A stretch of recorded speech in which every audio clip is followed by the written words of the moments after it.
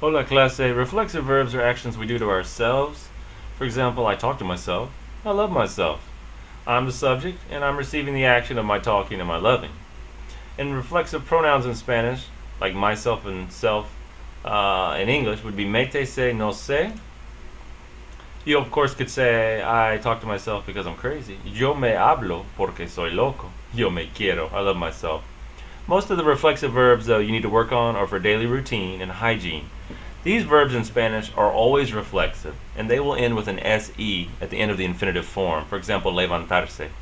When you conjugate to get up in the morning, it's me levanto a las 6 de la mañana. So you're going to be putting these reflexive pronouns me, te, or se in front of the conjugated verb. If the subject is I, then the reflexive pronoun is me. Yo, and a me, and an o on the verbs.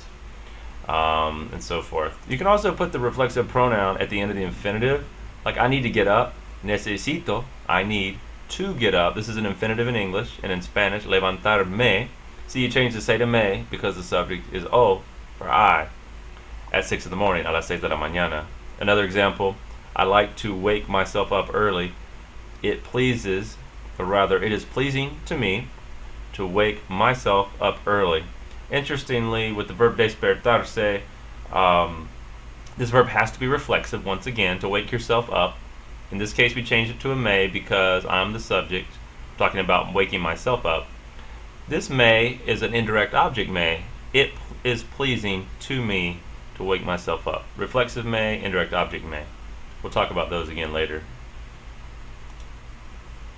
You can also, of course, put it before the conjugated verbs. Me pongo la ropa. Notice that, or me cepillo los dientes, me pongo la ropa. Notice that after antes de, before showering myself, you use an infinitive form of a verb, and if it's reflexive, you better put your me on the end of it. Same with después de, infinitive form of a verb with the me on the end of it.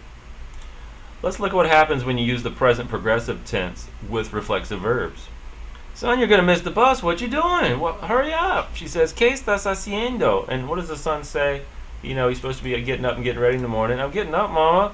Present progressive with a reflexive verb. Estoy levantando. But there's a me in front. Me estoy levantando, mama. Or you can put the me in the end of the participle. Estoy levantándome, mama. Put your accent mark on your I right there. Your friend calls you and you say, I can't talk, I'm brushing my teeth. Okay, are y'all ready to handle this one? ¿Cómo se dice I can't talk? No se puede hablar. And I'm brushing my teeth. That's cepillarse los dientes. You're going to have to conjugate that into estoy cepillándome los dientes. Present progressive verb. This is a present progressive tense with a reflexive verb. I want to analyze this se here with you very quickly. This is not reflexive. Remember si se puede?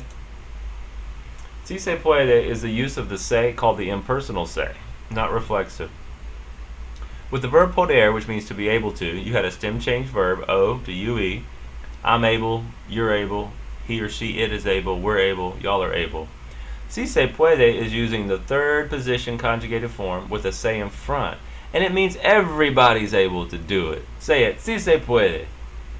Now, if you need to say that we speak Spanish here in your business, don't say hablamos español. That just means we're able to speak Spanish. Say everybody speaks Spanish here. Se habla español. The impersonal se looks a little bit like the reflexive se, but doesn't mean the same thing at all.